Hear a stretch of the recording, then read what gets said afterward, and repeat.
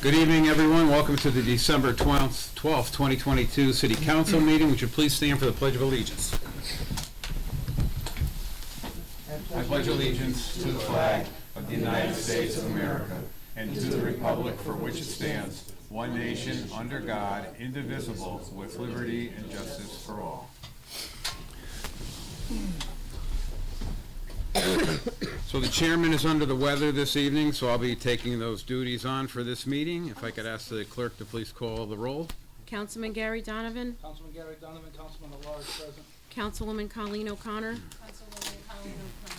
Councilwoman Bridget Hosky is absent. Councilwoman Melly Garthwaite is absent. Councilwoman Sarah Akbarali is absent. Councilman Mitchell Galagnano is absent. Councilwoman Robin Watt Hamilton. Hamilton, 5th District, present. Councilwoman Catherine Tucker. Here. Councilman Victor Boras is absent. Councilman Robert Bruno. Councilman Robert Bruno, 9th District, present. Councilman Stephen Johnstone. Councilman Stephen Johnstone, 10th District, present. And Chairman Peter Mazzaro is absent. And then we have Councilman acting as Chairman Ronald Quagliani. Councilman Ron Quagliani, Council at Large present. We have a quorum. Before we enter into public comment, I just ask to make sure that everyone understands the rules that are articulated on the agenda regarding the public comment procedure. That said, does anyone from the public like to address the City Council? Mr. Manzel? I got a cold, so I'll stay distant. Just a couple of quickies for you guys. I've been Just name and address, sir, for the record. 21 Homesteader Lane. Bob Manzella. Thank you. You guys have seen me before. It's usually about some traffic signal that makes me nuts at 11:30 at night when I'm really trying to get home because I'm 76 years old and I got a prostate the size of a melon and I gotta get home. Anyway, the one in front of the police station, which hasn't worked for months and months and months, appears to be working. Thank you very much. It's really appreciated probably by a lot of people don't even know they've been waiting at it. Also, both ends of South Street, I don't know who got that fixed, those lights are working again. And down at Platt Court, that light held up people all summer. It's working again. I don't know who the genie is that comes in and fixes these things, but it seems like nobody can fix it, nobody can till it's fixed. So thank you. Also, I saw today in the news that you've given the okay to cut down more trees in town. You really have to stop doing that. Once they're gone, they're gone. And you can't get a tree planted in this town. There's no money for it. The electricity goes out now and then. I've been in town 44 years. I've rarely been without power. And when I am, I have a generator. So I don't even really care that much. Sorry. And a third item. I go down the beach a lot. In the summer on my bicycle. You've probably seen me riding around town all in yellow with a blinking light on the back. And in the bad weather, or the cold, I take my car and I just sit by the bocce courts and I watch the world go by. Lately, there's like 10,000 seagulls that live down there now, and they live there because people are feeding them all the time. They're getting so brazen. They sit on your hood, they sit on the top of your car, and I swear to God, it takes them 8 minutes to digest that popcorn everybody feeds them and then drop it on my hood. Even when you're driving away, they don't even get off now. You're going through the parking lot with a seagull on your hood. And I'm not the only one. I think you need a few signs down there. Don't feed the birds. It's really a quality of life thing. They make a mess and you know they're swooping down on everybody. It doesn't need to be that way. It's not part of the. I mean, a couple's okay. There's literally go down there if you don't believe me. There's hundreds of them. That's where they live. Because everybody, I've seen people driving, they don't even stop the car, they're dumping it out the window, and they leave. There's no need for it. So that's all I got, so I appreciate your time. Thank you. Thank you, Mr. Manzella, for your comments. Just the tree and the work that the UI or their subcontractors doing does not come in front of this body for approval. That's with the tree warden, but There are 3 outfits now. You've got Davis they park over by Miles. They must have 24 trucks over there. All they do is cut down trees. They're not trimming, right to the ground.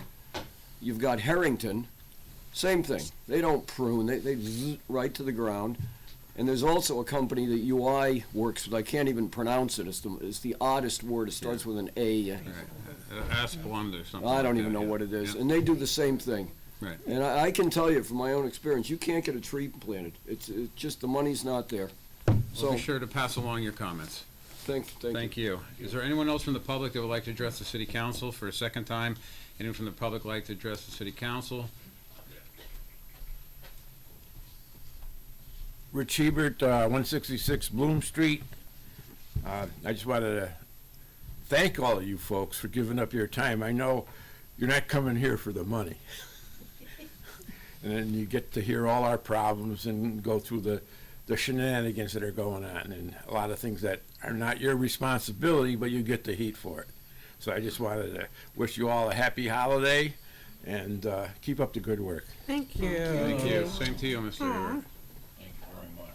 Anyone else from the public like to address the city council for a second time? Anyone else from the public like to address the city council for a third time? Anyone from the public like to address the city council? Seeing none, public comment is now closed at 7:06 p.m. We will enter into the regular council meeting. The first order of business is the approval of the minutes of the regular meeting of November 28th, 2022. Is there a motion? Motion by Councilman Bruno. Is there a second? Second by Councilman Donovan. Is there any discussion on those minutes? Hearing none. All in favor? Aye. Anyone opposed? Any abstentions? I Okay, also, Councilwoman O'Connor I and abstain. Councilwoman Tucker abstain. So those minutes do not pass. We'll have to, Yeah. we will have to, bring them Bring them forward at the forward next again. meeting. Okay, communications, if the clerk could please pass out tonight's communications. We have before us communication A from Joseph Perno, Chief of Police of the West Haven Police Department regarding animal shelter donations being assigned to the Finance Committee, Acting Chairwoman Hamilton. Communication B from the tax collector regarding overpayment refunds for December 2022, which will be filed with tonight's minutes. And communication C from Scott Jackson, Finance Director, regarding interdepartmental transfer of funds for the IT department being assigned to the Finance Committee, Acting Chairwoman Hamilton. And we have communication D from Lee Tiernan Corporation Council regarding approval of a resolution to request funding through the Community Investment Fund grant for the Village at Cove River project, the Day Brothers LLC, being assigned to the Finance Committee, Acting Chairwoman Hamilton. And that concludes the communications for this evening, Mr. Thank you, Chairman. Stacy. We will recess into committee meetings. The first committee is the Finance Committee, Acting Councilwoman Hamilton. The time is 7:08, and on the Finance Committee is in session. Members present are Councilwoman O'Connor and Councilman Quagliani, and myself as chair for Councilwoman Hosky's out this evening. We have before us communication A from the West Haven Police Department. Has received the following donations of $528.40 for the animal shelter per Connecticut statute 7-148C 3 A and B in general order 98-04. Oh, I guess I didn't even have to say all that, did I? Anyways, I'd like to bring this out in favor, all in favor? I'd like to bring out favor. Could I have a motion? Second. Thank you. Is there a second? Any discussion on this? All in favor? Aye. Aye. Any opposed? Any abstentions? Motion passes. We have before us communication.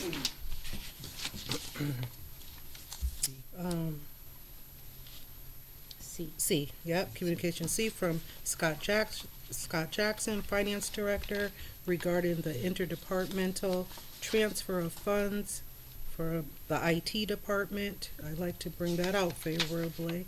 Can I get a motion?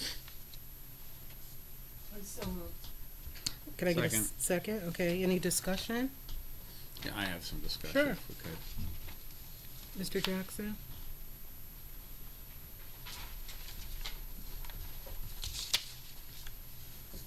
Hello. Hi. Hi. Hi, Scott. So this transfer, is this the estimate to get you through to June 30th? It is, as I mentioned at the last, I'm sorry, Scott Jackson, Finance Director, 355 Main Street, West Haven, Connecticut. As I mentioned, excuse me, at the last meeting, there are a couple of departments that, for reasons I cannot quite get a handle on, overtime has been excluded from certain budgets when we know that overtime is going to be a part of those budgets. IT is one of them. The first callback puts that item in deficit. So looking at the last few years, last year was a little over $8,200.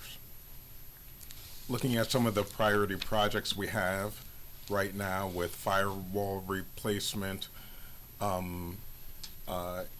increasing the capacity in our buildings here, and some other items that cannot be done on regular time in terms of when they are accomplished.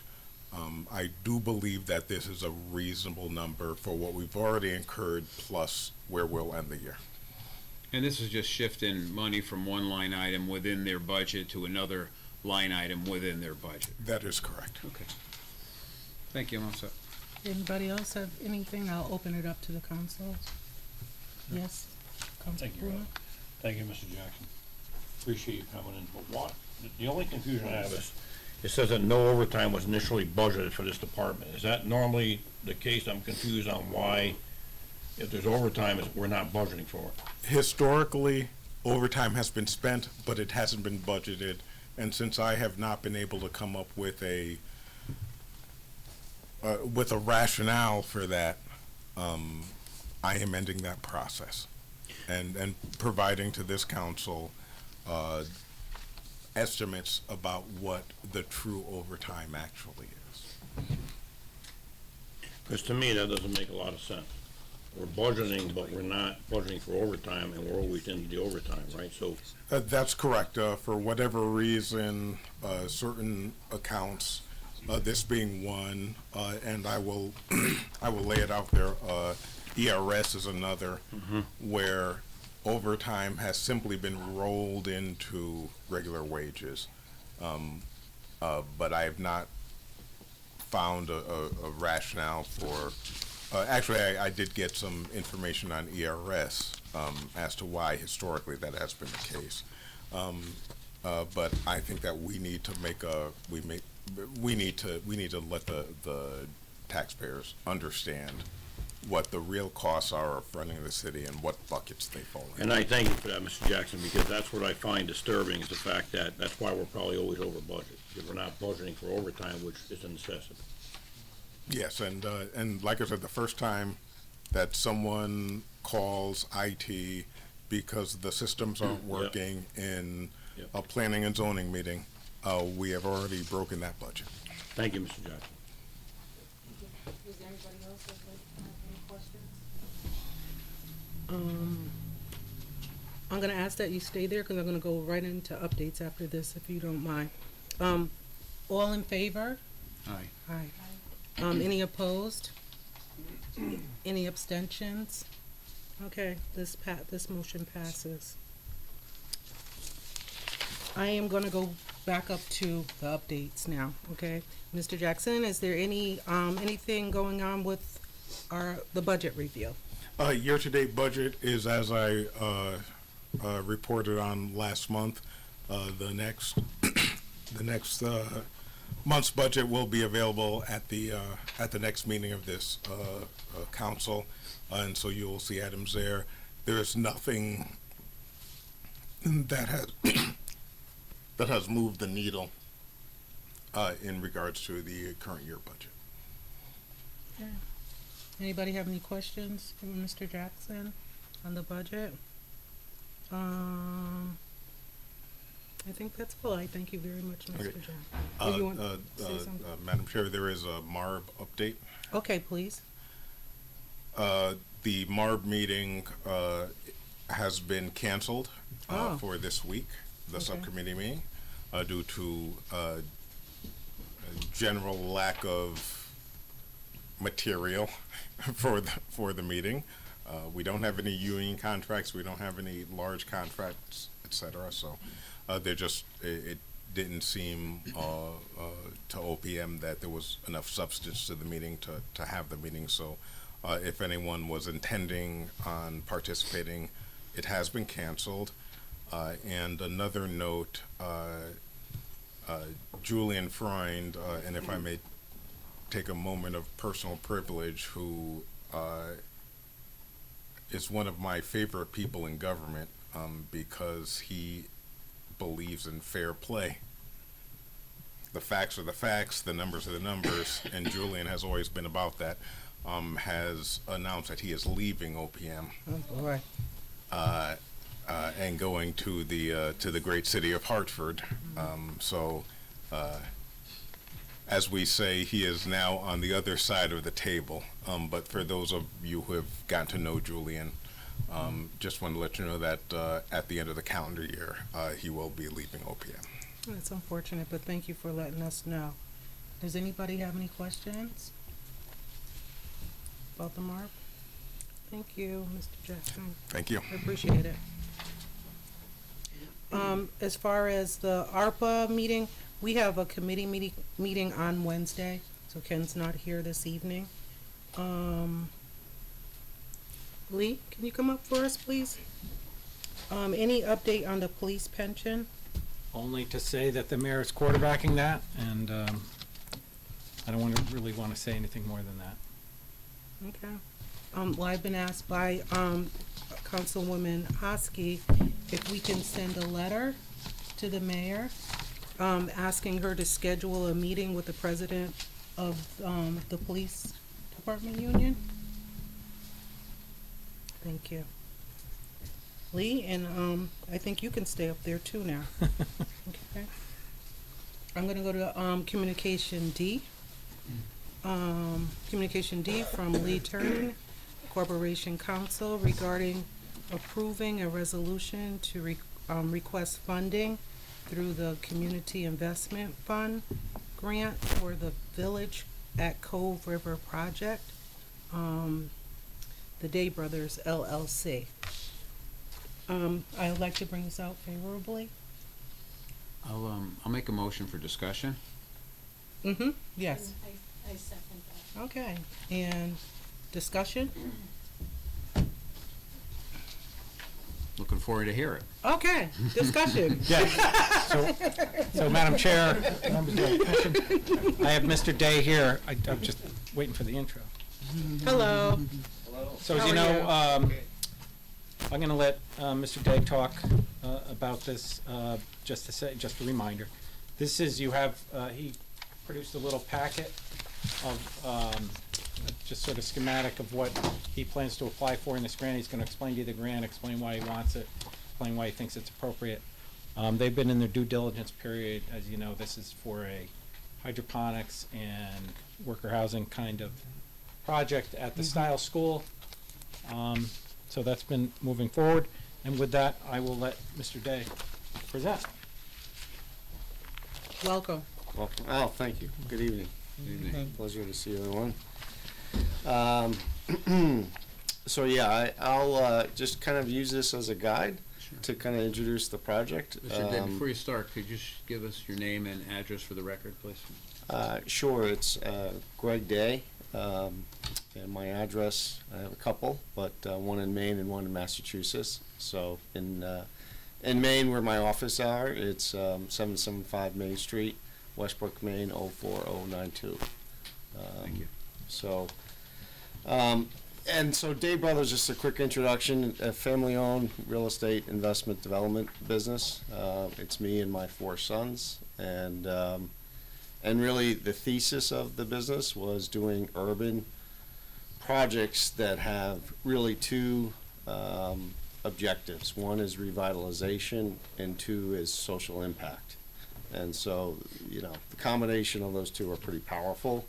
And with that, we have developed a model that we are currently implementing in Maine, Westbrook, Maine, that we look to bring to West Haven. And so this presentation kind of gives a brief overview. And the model really has, as Lee said, it has a few components to it. And it's anchored by an indoor vertical farm that grows fresh produce, does not grow cannabis. It's year-round production, and it's local production, you know, as opposed to importing. New England imports over 95% of its produce from California and Arizona, so it's, I won't say disrupting, but it's complementing, you know, the current agricultural system. And with that, you create jobs, and you also, I think, can help revitalize an urban area versus most indoor farms tend to be on the outskirts. You know, this model really brings it, you know, front and center with a highly visible location. It combines the vertical farm with housing. It's diverse income housing, and it'll have components of affordability. And then the third component is, I like to call it, it's a local food market objective, where you can obviously sell the produce, local meats, local vegetables, and also prepared foods, again, in this complementary setting. The fourth component of this model, I'll call it infrastructure. And that can take a few forms. We like to incorporate it with some recreational aspects. And in Maine, we're doing it actually in the form of a parking structure, which the city wanted. Here, we're looking at more of a recreational facility or amenity. So, in terms of some background, the second slide in this booklet gives you a little bit of some history. In Maine, we started that project earlier this year in February. That'll be up and running in September of '23. The model itself we created in 2019, so it obviously took us a few years to fine tune it, engineer it, get all our permits and financing in order. And I reference Maine a couple times here because it really was the objective was to create a template that we could bring to other cities and states and really use that as our reference point. We were contacted and responded to an RFQ that the city of West Haven issued back in July of '21. We were selected pursuant to that RFQ, and then between then and March of '22, we entered into a purchase and sale agreement to purchase this style school and really focus on that site. Since March, we've really been in due diligence, understanding the site, its constraints, challenges, and attributes, and how and what we could fit physically on the site with this model. During that time, we've also applied for a brownfields grant through DECD. And as Lee indicated, one of the reasons we're here tonight is to apply for grant funding through the Community Investment Fund. Our projected start date for this facility is September of next year. So between now and then, it's putting everything together, so we're ready to commence construction. The next slide illustrates the project in Maine. This kind of gives you a good perspective, of what we're trying to accomplish. Every site's different. This was just under a 2-acre vacant municipal parking lot that the city wanted to develop and densify and activate their downtown. And this is ultimately the plan we got approved and are implementing. Again, the farm is the facility on the left, and then it's complemented by parking structure with housing on top, and then it's got ground floor retail. And please, obviously, feel free to interrupt or ask questions. This is not that rehearsed, so I wouldn't mind taking a break. All right, so I have a question. So you said recreational. What does that mean? Like, what does that look like? So, if you want to flip ahead. Okay, then I'll wait. I'll stay tuned. Okay. Okay. All right. Can I have a question? Yeah. So the grant that you're asking for, you need to demonstrate that you've gotten permission from the city council to. The way the grant application works, projects that, we need to have, the project will receive a priority if we are able to show, authorization, and technically the city is the applicant as well. So it touches a few buttons for qualifying for the grant application. Yes, that's what I guess I'm wondering what that gives authority to do. Once To apply. just to apply. Just to apply. Okay. So it's still subject to, there's a separate board with the Community Investment Fund that reviews all the grant applications.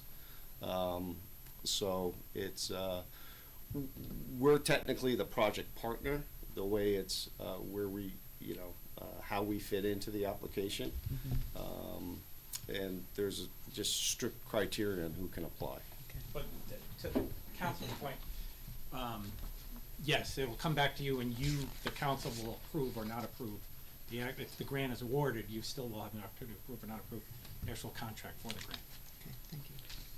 Yeah, on the very last slide, that kind of gives you, it's actually an excerpt from the grant application. Yeah. That explains it as well. So I see solar panels on this building in Maine. Yeah, Will we have the same? that's the goal. Good. So, yeah, we're working with the Green Bank, actually, the Connecticut Green Bank, to implement, utilize some of their products. And it's interesting, so the way they do it, they have sort of a, they use the building code as sort of a baseline. And then if you achieve energy savings, beyond that baseline, then it qualifies you for various financing incentives. And so it's kind of interesting because the agriculture piece of this, we're sort of working with them and their engineers to create that baseline and then, be able to demonstrate savings from there. But yeah, solar is obviously certainly, well received from their perspective. Any event, I'm sure folks know the site itself. The slide I'm looking at just kind of shows you the orientation of it. It's close proximity, obviously, to the commuter rail station, and which presents opportunities, obviously, as a TOD site to create density and create connectivity between the two. The style school itself, during our due diligence, there have been, Fuss and O'Neill has done numerous studies. And the style school would be demolished to accommodate this development plan and program. It's expensive because it's full of hazardous materials, both in the building and in the soil. And so that's the reason we applied for the brownfield grant. So we can get it to a developable site. The next slide shows a survey of the property. It's around 4 acres, and it's actually 2 parcels. It's 561 Main Street and 10 Sawmill Road.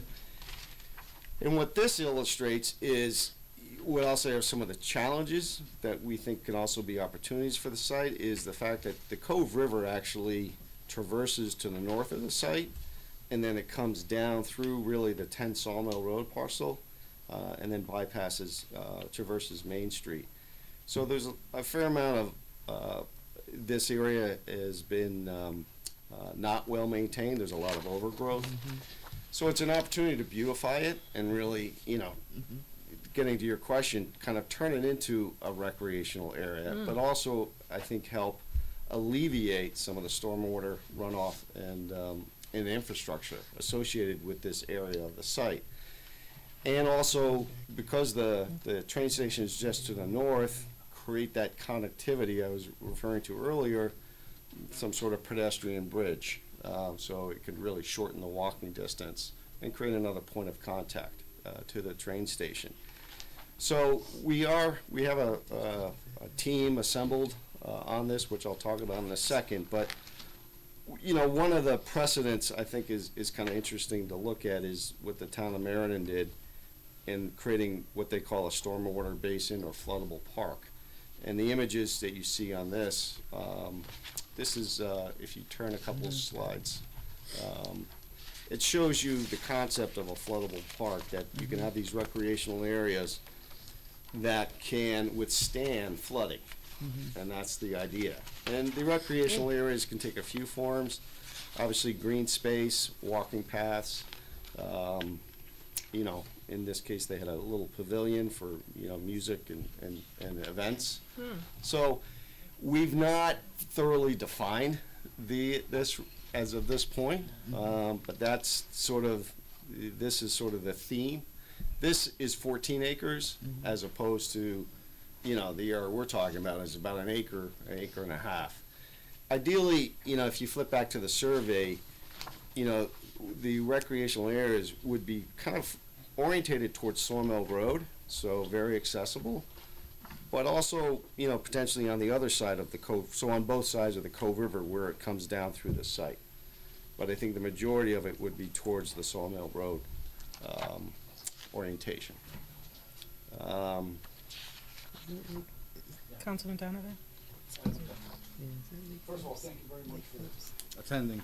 And that, you hit a couple points I was looking at. So the Westbrook, Maine model, that was built on 2 acres, correct? Yeah. All right, so with us being 4 acres, you're looking at something similar with Well, retail as well on the bottom? So that was a flat 2 acres, so it was very, you know, easy to develop. This is not a flat 4 acres, and it's got a river flowing through it. So the developable portion of this parcel is much smaller than 4 acres. So in terms of, the design, it won't be as, I'll say, there won't be a parking structure. No need for it, very expensive. So the way we're conceiving it right now is there would be the farm component, which will be about 20,000 square feet. It will be commercial scale production, which we'll talk about in a second. And then we're targeting about 50 residential units, of which about 20% would be designated affordable, and about 5,000 square feet of commercial space for this kind of food market, local food market concept. We're still, our team is still refining the site layout and making sure everything fits. Parking is a major consideration, as well as along with accessibility. For the farm component, we need to have some trucks going in and out. So it will look different than Maine, but it will have the same elements of Maine. Okay. And the other question I had, in that project area, like you were talking about that 1 acre more towards Sawmill Road. Yeah. You're looking to do something like a small, maybe possible park or walk around type of thing? Yeah. As well? Yes. Perfect. Which I'll note, I mean, that's a big reason for this grant too. Right. You know, I mean, to me, I kind of view that as infrastructure, and the grant funding becomes very critical to achieving that scope. Good. The only thing I would like to see, and I think a lot of people would, if and when you do get some kind of a architectural type of drawing on what you're finalized, that would be great, not only for the council, but I think the public would like to see that as well. So that'd be something that'd be nice. I know it's down the road, we got hurdles to go through, but. Yeah. So. And permitting that is not necessary. I mean, it becomes its own separate project almost. Yeah. You know, it will actually have a slightly different timeline than the commercial components of it. Yeah. So. Before you do that, I have another question about, is the lake that's up there, is it Lake Phipps that's a little further up there? and there's an issue, huh? That's farther up. But that's not gonna, those two areas are not gonna be, you're not gonna have to intervene in the Lake Phipps confusion. No. So will you? Keys, the parcel abuts the toe, I would call it, of Lake Phipps. Okay, There is a earthen berm, which is, holds up some of Lake Phipps, which we're hoping as this develops, we would apply to get improvements there and a walking, because they I have don't know if I issues call with it a flooding. bridge, but it'll be a walking piece that will complement this. Right, cause some of the homeowners in that area have issues with flooding from that lake. And I just, would like to be sure Well- that this doesn't, That's why we wanna improve that berm, because Yeah. if we can improve it, we have the flow through the Cove River, Mhm. so we could relieve and not, if you get rid of the berm, which might relieve the flooding completely, you might not have Lake Phipps, so you gotta be careful to go too far. oh, yeah. But yes, we hope to do that as the next piece, because that's like a Class D berm, dam, or whatever you wanna call it, and so it does need improvement. Just wanna consider that, cause I know that we've talked about that in these meetings. Yeah, no, I mean, it's with this, you have to create boundaries to what you can do in terms of scope of work, but you're Correct. right, it reaches beyond. Yeah, I'm the sure that I wouldn't connectivity wanna of this, disrupt people yeah. who have homes there either, but I get it. Absolutely. Yeah, Councilman Guagliano, sorry. So, thank you. I should ask, you were done. So is the project, contingent on the grant? So if you don't, and I don't know, I think, I think you said, I don't know what the amount that you're going to apply for, but is the project contingent on the grant? The scope of the project we're trying to achieve is contingent on the grant. It's the but-for argument. And so certainly I'd say the recreational area is 100% contingent on the grant. Our ability to achieve the density for the housing and the farm is contingent on the grant. I wouldn't say it's 100%, but to achieve the scope we're targeting, it is. Yeah, and So, yeah, go ahead. I mean, listen, and the only reason why I'm asking that question is because, listen, I think this is a great project, right? So in concept, so I mean, it's something that we haven't seen here before, and it checks a lot of our boxes here, right? So something a little bit different than just straight up housing, right? To be able to have that urban farming, to be able to have a recreational area, to be able to help the employees, I think, with some of the housing, aspects that you're gonna put on the site, because handling the underserved population is important. So that said, the council, that said, I would support you to apply for that grant, but who have you reached out to on, because this is a state grant, on the state level, because I'm sure that your project, while we think it's, it's transformational, I don't know how many other projects are in the pipeline. So have you had any initial discussions with some of our state delegation or anything? Yeah, we did a presentation to the state delegation, and we've spoken directly with the folks that run the Community Investment Fund grant. It's a competitive program. This is the second round. Mhm. So the first round was, the applications were submitted in June of this year. They announced the winners just I think just this week they did, if I'm. Well, I think they thinking of- awarded this Yeah. week. They actually got funded, but they were announced previously.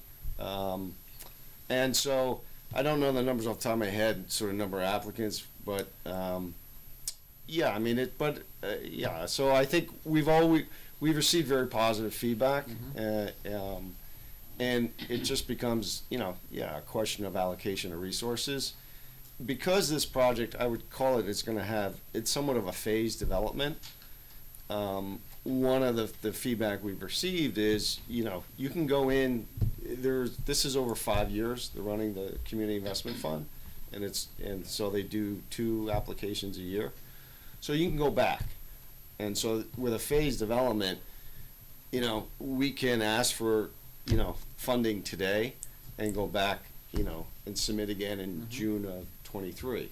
Sure. So that alleviates a little bit, if you have a project that,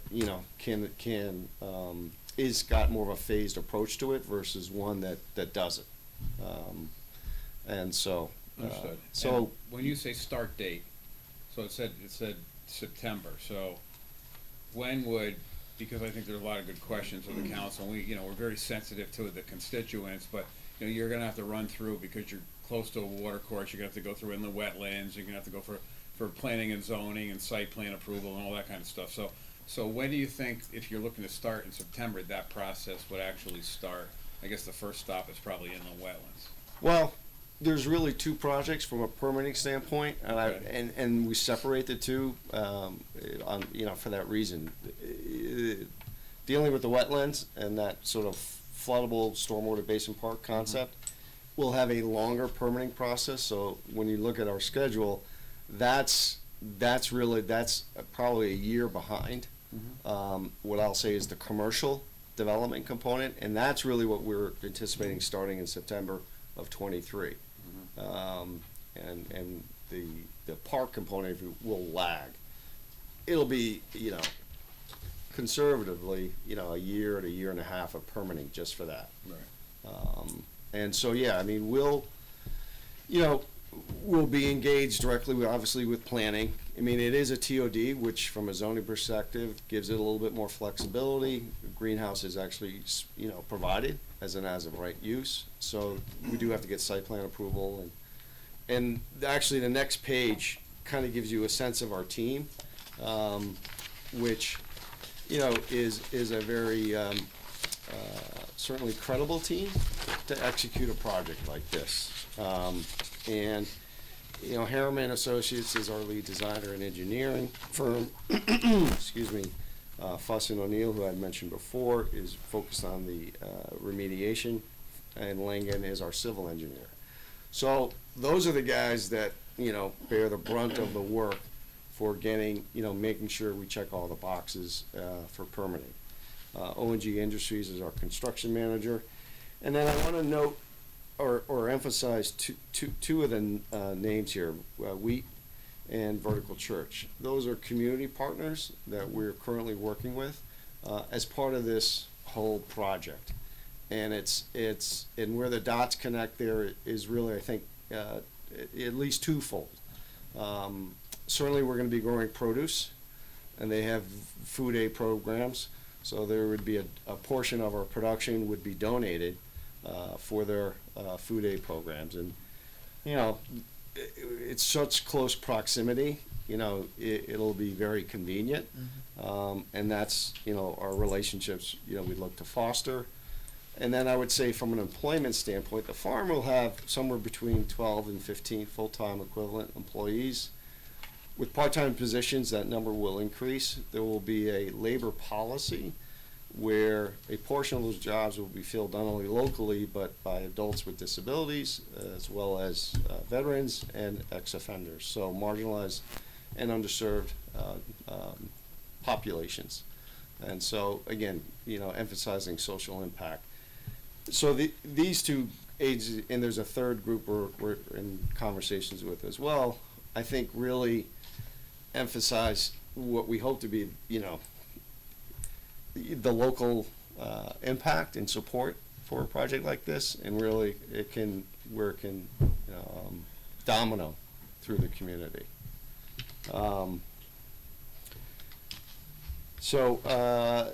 Yeah, the other two, just to mention it, are, so I don't operate the farm, but I love watching it. But we have Green City Growers is our operator for this facility, and then NetLed is our company that's actually implementing the grow systems. And on the next page, it just kind of gives you, this is a facility that they did in Sweden, actually, and it gives you a sense of what the indoor systems look like, which I can talk about in greater detail. I've heard about lettuce, right? Yeah. We've been hearing about that. What other produce? So it's herbs, What's in here? lettuce. Lettuce is the commodity. Some mixed salads. Microgreens is probably the most premium product. Is sort of the focus right now. The product kind of the product mix, I should say, somewhat evolves as the technology around it evolves. So there is opportunities to introduce some other products as well, potentially some fruits and mushrooms, actually. So, and that's exciting. So, I mean, this is the way these systems work. There are layers of kind of growing platforms, if you will, and on each layer you can grow different products. It's LED lighting drives the growth cycles, which for like lettuce is you can harvest usually in 30 days. Some of the other are even shorter. Is this conducive to like children from grade schools and like doing tours in the plant or anything? Does that ever happen like in Maine? Yeah, there are areas. I mean, you can't go into just because of food safety. Right. You can't go into the actual grow area, but you can have, there's like a lobby area and stuff where you can sort of describe what's going on. Okay. It's like Epcot. We reach out to the school superintendent. He's very excited about coordinating, once things are a little further along, coordinating school programming with this project of all grade levels. Great. So at Great. the smaller level, but as it more advanced, to work into a vocational piece at the end. I like that. So, the last two slides really speak to the grant. The second to last one sort of lays out the objectives of the grant, the Community Investment Fund grant specifically. You use the word transformational, that's sort of the buzzword that they use, and they want projects to be transformational, have economic stimulus, target underserved populations, and so we think, it is consistent with all those objectives on top of the state's economic development plan and conservation plans. So we're assembling letters of support. We actually expect one from the Department of Agriculture, and obviously, look for the council's support. So that kind of sums it up. I have a question. Lee, this is probably for you. I want to let you know I'm for this. I think it's wonderful, echoing the chairman. I like all the components about it.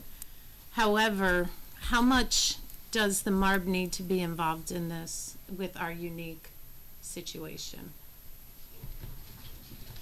Well, the purchase and sale agreement was entered into in March, so we have contractual obligations. The MARB's going to know about the different grant opportunities, so there's already a potential remediation grant component. If you've heard, Department of Agriculture supports this project. In addition to the underserved communities that Mr. Day has reached out to, he's also reached out to businesses. I mean, Stop and Shop is generally a customer. He would expect that Stop and Shop would continue to be a customer. So, we expect some pretty broad support on this. I don't know what would hamper support on this. The only other, it would be the largest facility of its kind in the state of Connecticut if constructed. The only other close facility is in Bridgeport. That was a nonprofit facility that got complete funding. I mean, in this project, we're going to get, there's a sale price, there's going to be tax revenue, it's a private business, so I really don't anticipate any difficulties. We have an out-of-state developer coming in, trying to provide us with something unique and different. Can we still get a filled-out ethics form? I know someone I gave Mr. Day an ethics form when he was in my office before this meeting. Awesome, that will be because filled I out know before Mrs. your Shaw next will meeting. ask for it. Yes. Thank you. And it's Sure. quite a robust two-page disclosure form. Awesome. Thank you for thinking ahead. I appreciate that. And I don't think there's anything he missed. The other thing that, so the council would, look forward in seeing the application Yes, in so our packet for our next meeting? I instructed Mr. Day that, and he is going to have that a copy of a draft application to you well before your next meeting. Great. This is exciting. It is. Yeah, it's Councilwoman? different. I think there's more questions. Oh, I'm sorry. Thank you. Yeah. Thank you, Mr. Day. Appreciate you coming before us. Lee, is it No, I guess me. normal that the city has sold a property So now Mr. Day owns the property, but yet the city is going for the grant? Is that like a normal process on how this works when Mr. Day is now gonna own the property? No, we have a purchase and sale agreement. Yeah, The and- city still owns the property. He's put a 50% deposit down Okay, on the property, along with his contract. The city, it's what we call a pass-through grant. So the city would be an applicant on the grant, but it really is a pass-through to the developer, and then the developer has to show what they've done to get reimbursement for their activities on the grant, and it's laid out up front what they're gonna be required to do. We do is that how the process normally works? Yes, for instance, your daycare center down at Noble School, we are passed through for over $1 million a year on that grant. And generally, it really is, we don't take an administrative fee, and we pass that money through to the daycare center. So the city has no I would exposure- reserve the right to take an administrative fee depending on how. So the city doesn't have any exposure, it's just going for the grant for the Mr. Day? No, I mean, depending on the size of the grant, if we think we need an administrative piece, what we would envision is contracting that, not using existing staff, and taking it out of a 10% administrative fee from the grant. I would hope so. Thank you, Lee. Nothing else. Anybody else? Just one more Yes. comment, basically, more Sure. than anything. Today, I applaud you, how you said the people that you're going to hire. It's nice to see that there are, people like yourself that are going out of their way, basically, to hire disabled, to hire the vets, to hire, those that need a second chance in life. So I thank you for that, and I applaud you for it. And the only last thing, we believe that the stormwater improvements that he's proposing, the Cove River is very important to a lot of groups in terms of cleaning this, keeping the sound clean. So we believe that this will be a project that even Save the Sound could endorse. Thank you both. Yeah, thank you. Thank you. Good evening. Back to the committee. All in favor? Aye. I thought we're holding it. Oh, okay, yes, until the next meeting. So would you like to take back your Yes, second? I'll take back. And I'll take back my motion, and the communication will be held till next meeting when we get the grant application drafted. Thank you, Mr. Chairman. Thank you, Mr. Chairman. That does it for me. And that concludes the Finance Committee. And the time is, what time is it? 6:52. 7:52. Thank you, Councilwoman Doing the Hamilton. best I can here. Next committee is the Public Lands Committee, Councilman Donovan. Thank you, Chairman. The time is now 7:53. The Committee on Public Lands is now in session. Members present are Chairman Quagliani, Chairwoman O'Connor, Chairwoman Hamilton, Chairman Bruno, and myself acting as, not Chairman, sorry, I'm Council. sorry. Lee, you have one more item on the. All right, just making sure. Sorry. Continue. Those are all council people, not chair people, by the way, sorry. And myself acting as chair. We have before us tonight, Communication G from August 22nd, 2022, from Lee Tiernan regarding the potential sale, lease, or transfer of 25 Herman Street. We are holding that in committee, and just the announcement will be that there was a notice that was put in the paper on this property, and any bids that are to be received by the end of this year, we'll be opening them up January 9th, our January 9th meeting, I believe. So,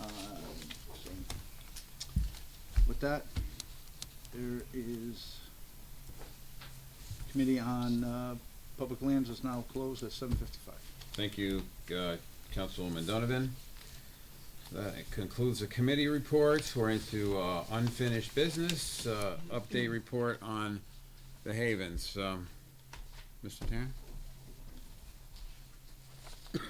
I don't think I have anything new to report from the last meeting. We can't seem to get them to put together a proper hazmat to do their demolition. Although they've filed their permits and paid for them, Frank, down in building, continues to reach out to them so that they would respond to him with the proper hazmat. He doesn't understand what the disconnect is there. So as soon as we get something favorable on that, then I would report back on that. So the council motion from 2 or 3 meetings back wasn't so much to get a snapshot of what the Havens are doing or not doing. It was supposed to be a written report on the fines that the city has issued Oh, to the owners to date, because there was some indication from the podium that fines are being issued, and I believe the council would like to see that report to see what fines are being issued. I apologize. So that's handled by one particular individual, and I will follow up with her and make sure you have that for your next meeting. I'm sorry. It will be on the agenda. Yeah. Thank you. Okay, we'll go to committee reports. Clerk to read Communication B into the record. We have Communication B from the tax collector regarding overpayment refunds for December 2022, which will be filed with tonight's minutes. Thank you, Stacy. We have the committees reporting out to the council now. The first committee is the Finance Committee, handled by Acting Councilwoman, Chairwoman Hamilton.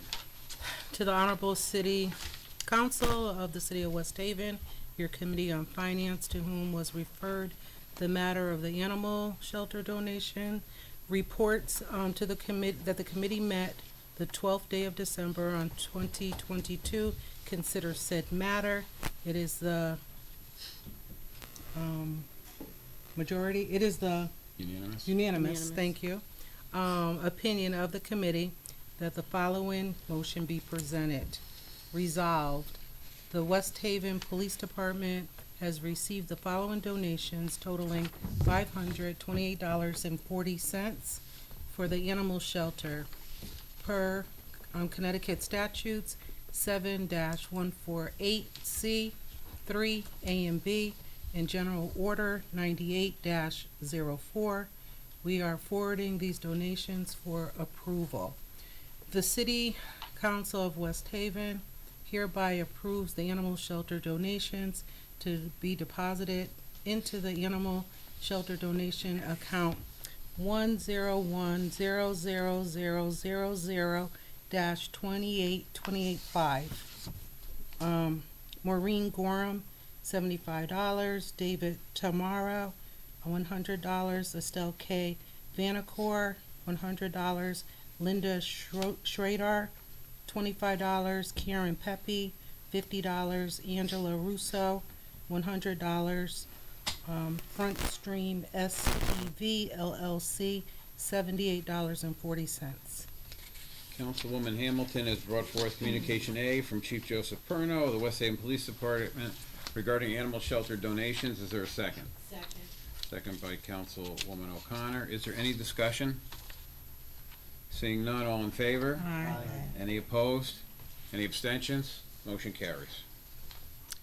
The Honorable, Communication C, the Honorable City Council of West Haven, your Committee on Finance, to whom was referred the matter of Scott Jackson, Finance Director, regarding the inter-direct department line item transferred for the IT department. Reports that the committee met on the 12th day of December 2022 to consider said matter. It is the unanimous opinion of the committee that the following motion be presented. Resolved, the City Council of West Haven hereby approves the following interdepartment line item transferred. Line item 122-00022-51000, regular wages decrease of $8,750 to line item 122-00022-51500, overtime increase $8,750. Councilwoman Hamilton's brought forward Communication C from Scott Jackson, Finance Director, regarding interdepartmental transfer of funds for the IT department. Is there a second? Second. Second by Councilwoman O'Connor. Is there any discussion? Seeing none, all in favor? Aye. Any opposed? Any abstentions? Motion carries. And, Mr. Chairman, we're holding Communication Day. Thank you, Councilwoman Hamilton. Next up is the Public Lands Committee, Councilman Donovan. Thank you, Chairman. The time is 8 o'clock. We are holding Communication G in committee. Thank you, Councilman Donovan. Adoption of ordinances previously presented, none pending. Any council liaison reports? Councilwoman O'Connor? I just wanted to say that, I'm talking about the MARB, that there's no action items like, Mr. Jackson had said. That was why we're not having a meeting tomorrow. There's nothing that needs to be done until the beginning of the year. And I just wanted to echo what Mr. Jackson said. I too will miss Julian. He was very, very nice and very fair to West Haven, even when it seemed like some of the other people were against us. He knew all the rules, and he was really, really helpful to me. No question that I ever asked him since I became the liaison did he ever not answer or make me feel silly for asking it. So he will be missed by West Haven, but I wish him luck in this next chapter of his. Absolutely, thank you. Any other council liaison? Councilwoman Hamilton? It was good to see the Allentown Fire Department, out yesterday delivering toys to the kids, and it was really, really cool because it was snowing. And it was, I ran out because it was, at one of my neighbor's house, and I just felt like now I know how much shopping I need to do. I better get on it. I'm in the spirit now. The kids were so happy and excited. So good job, Allentown Fire Department. Thank you, Councilwoman Hamilton. Any other council liaison reports? New business? Councilman Donovan. Not actually business, just more of a comment. I do want to wish everybody on the council happy holidays, everybody, all our residents happy holidays, whether you celebrate Christmas, Hanukkah, Kwanzaa, whatever, please have a safe and wonderful holiday, and thank you for your support this whole time. Any other new business? Seeing none, I'd like to echo the same thing. Happy holidays to everybody, and enjoy them. Peace, safe, joy. Merry Christmas, Happy New Year. Merry Christmas. Is there a motion to adjourn? Motion. Second? Second. We are adjourned. Thank you very much.